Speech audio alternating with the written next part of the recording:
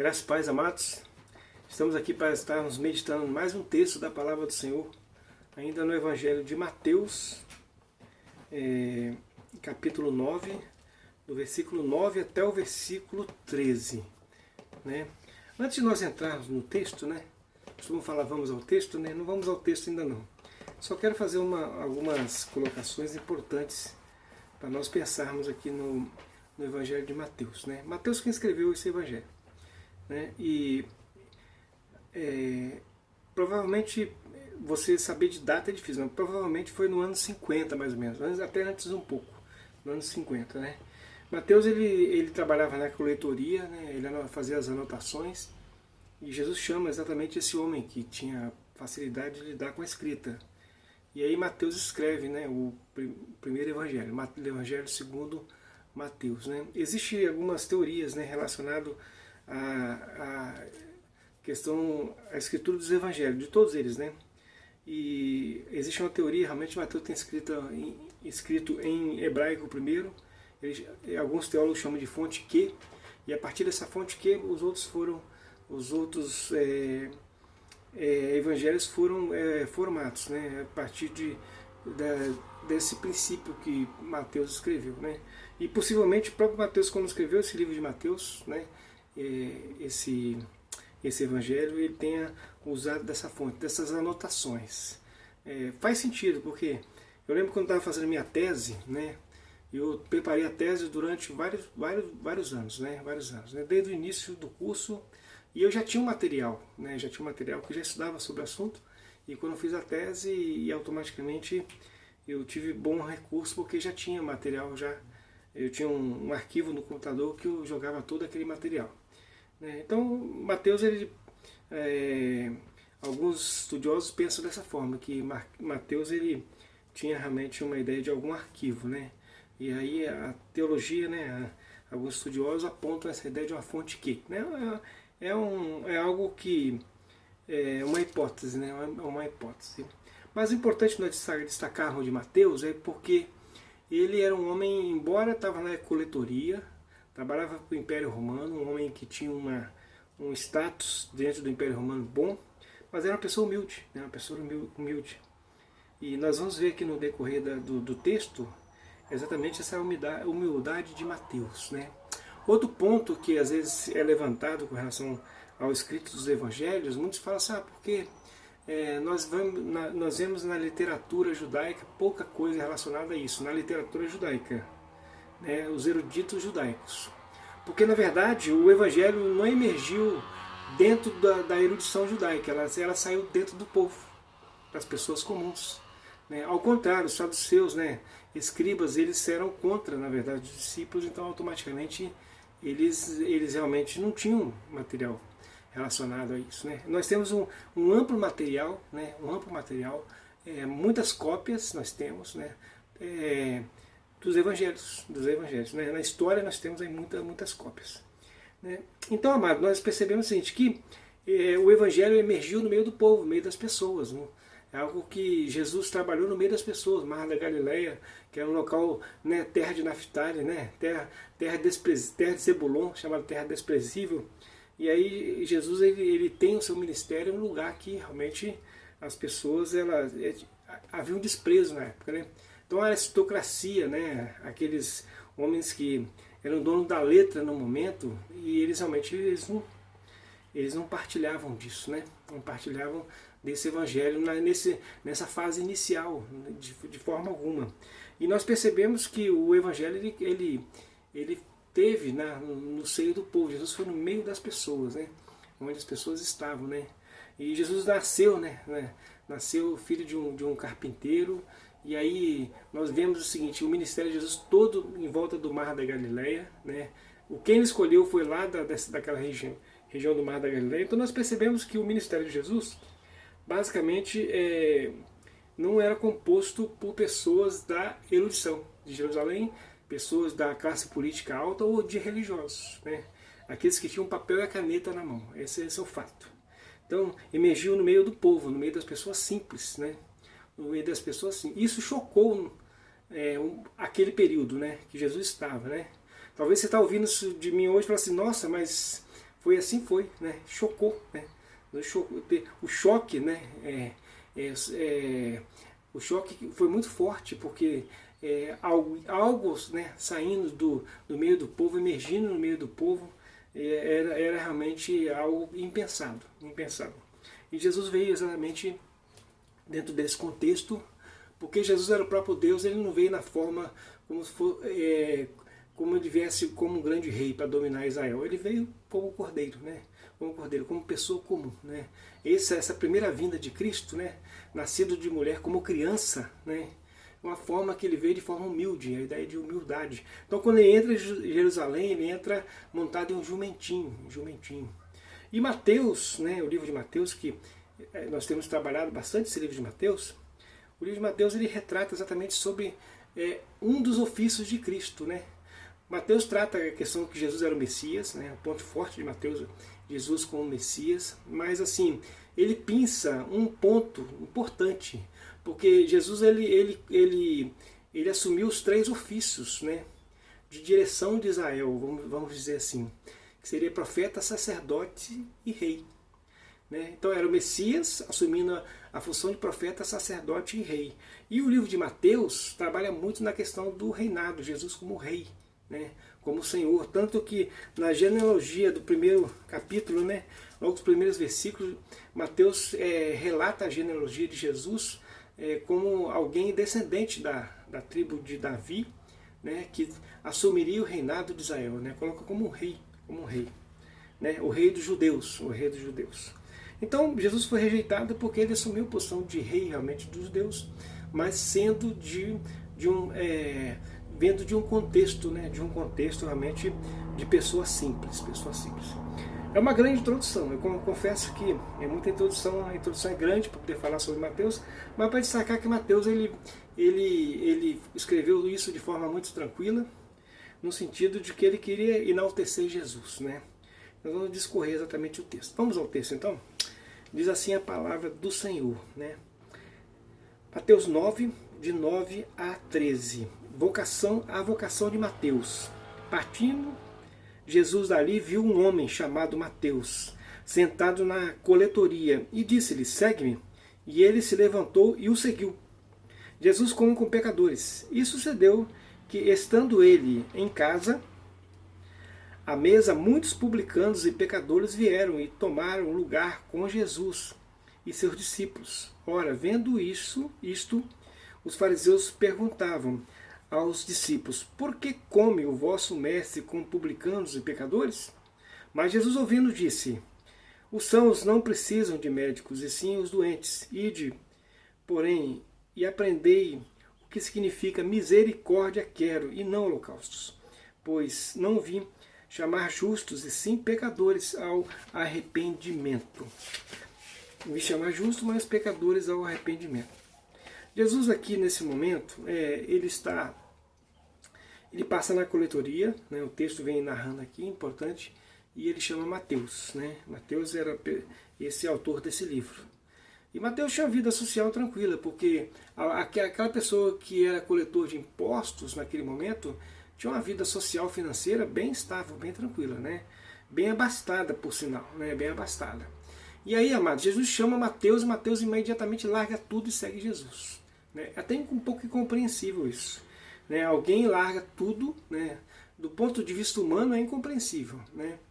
Do ponto de vista humano, a pessoa largar tudo e seguir Jesus é algo incompreensível. Né? E seguir Jesus é ir para a estrada, é passar aperto, passar dificuldade. E Mateus larga tudo. Né? Era uma pessoa socialmente bem, né? Financeiramente tranquilo, bem tranquilo, e Mateus larga tudo. Outro ponto que nós vamos observar, que aí o texto continua, o próprio Mateus narra, fala que e sucedeu que, estando ele em casa, à mesa, muitos publicanos e pecadores vieram tomar assento no lugar junto com ele e seus discípulos. Né? Lá em Lucas fala que havia um grande banquete. Aí nós vemos a postura de Mateus. Ele era um homem abastado, rico, com dinheiro, e ele fala que estava na mesa, né? E Lucas não fala, foi um grande banquete. Então nós vemos aqui a postura de humildade de Mateus, ele podia, eu dei uma grande ceia para Jesus, eu fiz um negócio legal, mas ele fez mesmo. Mas ele coloca de forma que ele, né, como se fosse uma coisa simples, né, uma coisa comum, algo não tão grande. E aí, amado, nós vamos perceber que naquele momento houve, na verdade, os fariseus perguntaram aos discípulos, né, não perguntaram a Jesus, perguntaram aos discípulos. Por que o vosso mestre come, né, com esses pecadores? Porque um publicano, na verdade, era um judeu que cobrava imposto para o Império Romano. Então ele tinha na coletoria lugar de cobrar impostos das mercadorias, daquilo que era vendido, daquilo que era negociado, daquilo que era produzido. Então ele trabalhava para o Império Romano. Então eles eram tidos como traidores de Jerusalém, né? Lógico, o Império Romano dominava sobre Israel, né, sobre todo Israel, automaticamente ele dominava e recolhia impostos. O Império Romano foi um império diferente dos outros impérios, né? Os outros impérios, vamos citar exemplo, o Império Babilônico entrou em Jerusalém, rebentou com tudo, destruiu tudo, deixou só lá velho e criança e pessoas doentes e levou as pessoas mais saudáveis para trabalhar lá na Babilônia, pegou suas riquezas, tudo do templo, pegou a riqueza, destruiu a nação, destroçou a nação, largou em frangalhos, né? O Império Babilônico fez isso e levava para a Babilônia. O Império Romano fazia diferente. O Império Romano, quando ele tomava uma nação, quando ele tomava um povo, né? E aí quando ele chegava, ao invés do Império Romano destruir tudo, ao contrário, ele mantinha as coisas funcionando como deveriam funcionar. No entanto, ele cobrava pesado imposto. E colocava pessoas ali ligadas ao próprio da região para cobrar imposto para o Império Romano. O domínio do Império Romano era diferente, né? Era diferente. Então, o Império Romano dominava e assim ele colocava, por exemplo, pessoas para governar, né? Que seriam governantes vassalos, né? Governantes vassalos que estavam ali colocados pelo Império Romano, né? É como se, na verdade, esse cobrador de imposto vassalo, quer dizer, estava a serviço do Império Romano. Serviço do Império Romano. Então ele era rejeitado. Então o judeu, os fariseus, falaram, como é que Jesus está comendo com pecadores, né? Comendo com pecadores, né? E aí Jesus, quando ouviu isso, né? Quando Jesus ouviu que havia essa crítica, né? Porque, vamos pensar assim, Jesus ele estava politicamente, naquele momento, politicamente incorreto, né? Com a situação de Israel. Ele estaria, segundo a visão deles, segundo a visão deles, Jesus estava politicamente correto, porque ele comia com pecadores e publicanos. A visão deles era uma visão exclusivamente política e terrena. O problema deles é que a visão deles era politicamente era política e terrena. Então nós percebemos que para eles Jesus estava politicamente incorreto, porque a visão deles era só política e somente política e terrena, segundo a visão deles. Mas assim, se nós formos olhar, politicamente Jesus estava correto naquele momento, porque Jesus, as autoridades, né, são instituídas por Deus, já que eles estavam sendo dominados por outro império, automaticamente estavam sendo regidos por aquele outro império, né, estavam sendo regidos. Então, publicanos e pecadores, Jesus vai estar junto com eles, né? E judeus cobram, né? Os judeus que cobram impostos, né? Então Jesus chama um desses, Mateus, Jesus vai e assenta com ele na mesa, e aí, amados, e eles ficaram indignados, né? Por que Jesus fez isso? Por que o vosso mestre ele faz isso, né? Então, e aí Jesus ele responde, porque a ideia de que o judeu ele não se misturava, né? Essa ideia de não se misturar, né? A ideia de que o judeu ele estaria para a bênção, mas ele esqueceu, né, que deveria estar para a bênção. Em outro vídeo nós falamos sobre isso. E aí, amados, eles esqueceram que estariam para a bênção, né? Para abençoar as outras pessoas. E aí, ao invés deles serem bênção, eram homens que estavam criticando, porque a visão deles era só terrena política. Somente terrena e política. Não tinha uma visão espiritual, não tinha. Eles não entenderam a lei dos profetas, não entenderam quem era Jesus. Não sabia quem era Jesus. E aí Jesus responde, mas Jesus ouvindo disse, ora, versículo 12, os sãos não precisam de médico, e sim dos doentes, né? Então Jesus chama as pessoas imperfeitas, né? O texto aqui, Jesus chama o homem imperfeito, porque a visão de Jesus é uma visão política, terrena, mas também espiritual e celestial, Jesus, ele é mais ampla a visão de Jesus. A visão daqueles homens era uma visão curta, era só política terrena, mas a visão de Jesus com relação a Mateus, né, com relação àqueles homens ali que estavam ali, os publicanos, era uma visão política, era a visão terrena, mas era espiritual e era celestial. Por isso Jesus chama Mateus na coletoria e Mateus deixa tudo. Mateus deixa tudo. E Jesus vai para a casa do Mateus, senta na mesa. A ideia da mesa é a ideia da comunhão, né? De estar junto, de sentar e vamos conversar. A ideia da comunhão, de estar usando de tempo para estar junto ali. E Jesus fala que ele estava curando, né? Estava curando o coração de Mateus, né? O coração daqueles homens, né? Que ele veio não para os sãos, mas Jesus ouvindo, os sãos não precisam de médico, e sim os doentes. Jesus estava curando, né, o coração daqueles homens.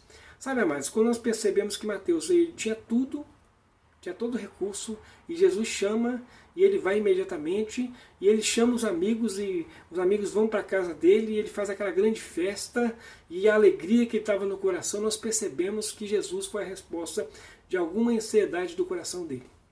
Porque a alegria quando ele recebeu Jesus foi algo muito impactante no texto. Porque ele chamou pessoas, eles vão para lá, vão para minha casa, imediatamente já chamou Jesus para ir para a casa dele. Então, amados, nós percebemos que o chamado de Jesus já é uma cura para Mateus. Mateus estava sendo curado por Jesus.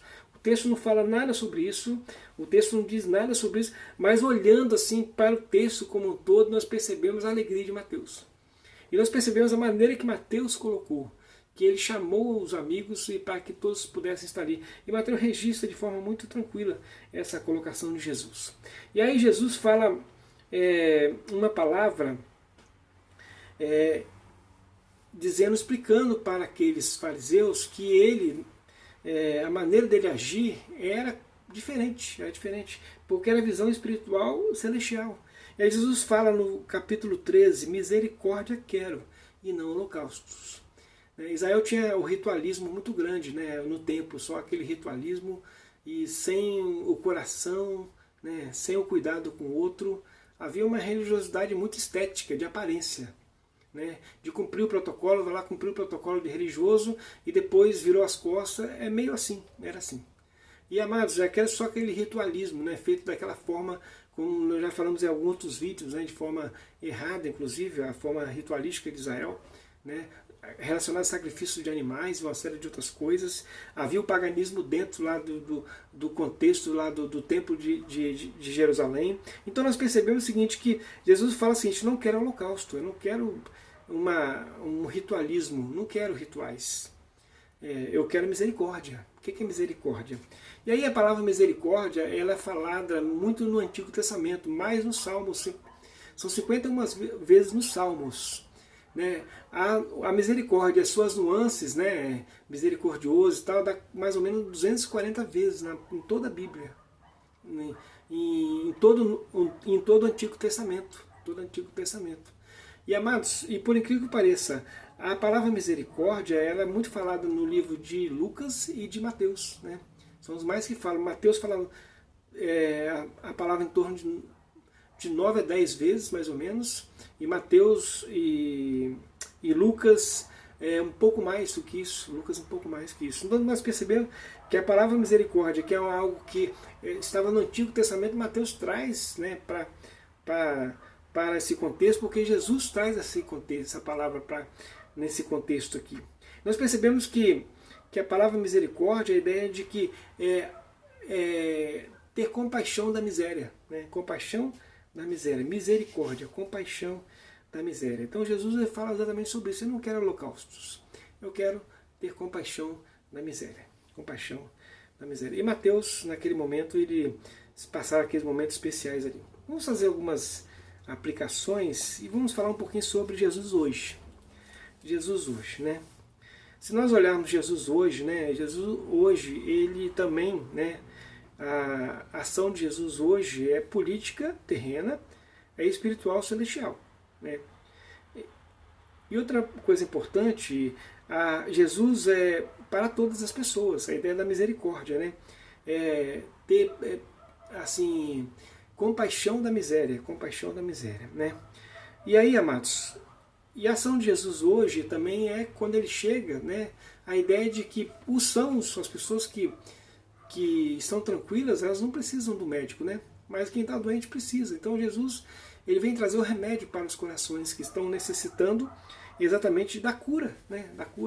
Da cura interior, daquilo que está no mais profundo do coração, no mais profundo da alma.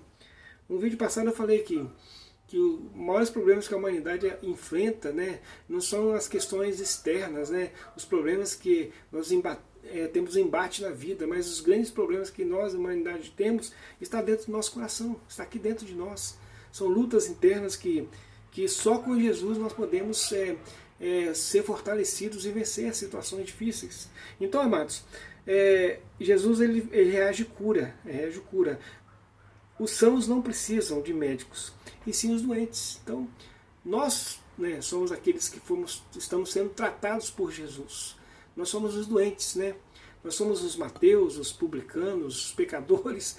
Nós somos esses que Jesus está tratando com o nosso coração, está nos ajudando, está nos fortalecendo, né? Está tratando de nossa vida. Então nós somos esses que Deus tem trabalhado em nosso tempo. Então hoje é exatamente isso. Eu gostaria de fazer uma aplicação agora, e a aplicação que eu gostaria de fazer é o seguinte: Mateus, quando ele recebeu o Evangelho, quando ele recebeu Jesus, o Evangelho do Reino, quando Jesus bateu na sua porta lá na coletoria, ele imediatamente seguiu Jesus.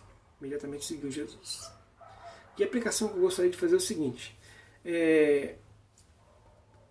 esse caso de Mateus é um caso diferenciado, porque muitas pessoas são chamadas para seguir Jesus, né, um chamado para o ministério, né, muitas pessoas são chamadas ao ministério, mas nem todos vão mudar de vida. Mateus aqui mudou de vida, porque teve que largar tudo, largar o seu conforto.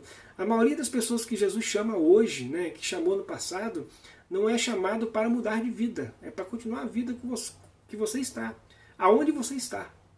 Que pessoas que são chamadas para mudar de vida, elas vão para um seminário, vão fazer um curso, elas vão para um outro país, elas vão virar missionários, vão virar seminaristas, pastores, mestres, e aí vão estar guiados pelo Espírito Santo, né? E aí o Espírito Santo, aonde o Espírito Santo de Deus mandar, e aí automaticamente nós temos que ir. Então essas pessoas são poucas pessoas, não são todos, né? Mais de 90%, né? 90, não sei qual a porcentagem exata, mas grande parte das pessoas, elas são chamadas por Jesus não para fazer como Mateus, para largar tudo, mas ao contrário, para aonde você está, ser chamado por Jesus e ali você ser usado por Jesus, né? Então está mais fácil, Você é chamado dentro da sua casa, da sua família. Grande parte das pessoas são chamadas para continuar sendo o que são. No entanto, com uma mudança de vida, uma mudança de rotina, uma mudança de dentro para fora, né? Agora com Jesus. Então, grande parte das pessoas, elas não vão ter essa agenda tão alterada, né? Tão alterada, como a de Mateus teve, como muitos de nós acabamos tendo, né? Que temos que mudar a nossa vida para mudar o ministério, né? A maioria das pessoas estão no ministério da música dentro da igreja, continuam morando na mesma cidade, estão no ministério de evangelização dentro da própria igreja, às vezes até da palavra mesmo, e assim vai, né? Assim vai. Então, amados, a primeira aplicação é que Jesus passou e Mateus foi. Então é importante. Se você vai para algum local, se você faz parte do grupo, desse grupo que tem que largar tudo, tudo bem, faça isso. Mas se você faz parte do grupo que não precisa largar tudo, assuma o chamado de Jesus para a sua vida. Não deixe de assumir. Faça igual Mateus. Mateus é um bom exemplo de alguém que imediatamente seguiu Jesus. Outro ponto que eu gostaria de destacar aqui nessa aplicação para nós hoje é que Mateus, quando ele foi chamado por Jesus, ele imediatamente usou todos os seus esforços para estar servindo Jesus, né? E aí a ideia de pôr a mesa e trazendo Jesus para dentro da sua casa, né? Servindo Jesus dentro da sua casa, estar com Jesus dentro da sua casa. Então foi uma atitude que Mateus teve que nós devemos copiar, né? E aí nós devemos trazer Jesus para dentro da nossa casa, para que Jesus esteja junto conosco na mesa, entre pai, filhos, irmãos, irmãs, marido, esposa, Jesus dentro da nossa casa. É importante. Então essa é a segunda aplicação. né? Segunda aplicação. Primeira aplicação, nós devemos atender o chamado, seja para ir para fora ou para estar onde nós estamos. Segunda aplicação é a ideia de nós chamarmos Jesus para estar dentro do nosso contexto, né? Na nossa vida, dentro da nossa casa. E a terceira aplicação que eu gostaria de fazer é que Mateus ele não se conteve, À medida que ele recebeu o chamado de Jesus, ele quis contar para todo mundo. Embora ele não tenha falado aqui, mas Lucas falou que ele fez um grande banquete e chamou todo mundo, os amigos dele. Então encheu a casa para mostrar Jesus. Para dizer, agora estou com Jesus, agora estou caminhando com Jesus. Então, a ideia do testemunho, a ideia de falar para o outro, de pregar, de falar. Né? Ele queria Jesus só para ele, ele não queria Jesus só para ele queria Jesus para todas as pessoas. Então, a terceira aplicação que eu faço agora nesse momento, Jesus nos chama, nós devemos atender o chamado, devemos colocar Jesus dentro da nossa vida, dentro da nossa casa, e nós devemos fazer como Mateus. Não ficar para nós, devemos falar para o outro, né? Para os amigos, pessoas mais allegadas. Quem eram os publicanos e pecadores? Pessoas allegadas. Às vezes pessoas querem falar para pessoas distantes, fala para pessoa perto da sua casa, pessoas que estão no seu convívio, falar de Jesus. Então essas três aplicações que nós vemos nesse estudo desse chamado de Mateus, né? Desse chamado de Mateus. Que Deus abençoe a nossa vida e que cada vez mais nós possamos, como filhos de Deus, como aqueles que Jesus chamou, né? Estamos não esquecendo desse chamado, né? Revivando esse chamado em nossos corações, sendo fortalecido por esse chamado em nossos corações, e que cada vez mais nós possamos fazer igual o Mateus, atender o chamado de Jesus, trazer Jesus para dentro da sua casa, do seu coração, da sua vida, e falar de Jesus para as pessoas que necessitam ouvir a graça salvadora de nosso Senhor e Salvador Jesus Cristo. Deus te abençoe e te fortaleça.